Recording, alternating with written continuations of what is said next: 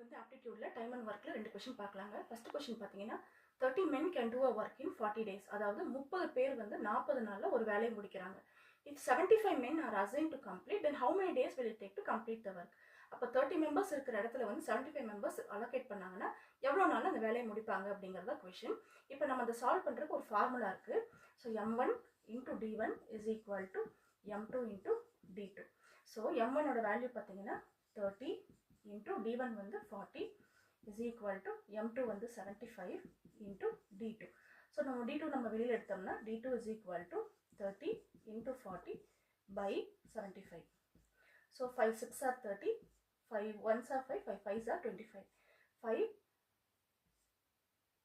3s are 15, 5 8s are 40, 3 2s are 6. அப்போ 8 2s are 16. Answer வந்து பாத்தீங்கன்னா 16.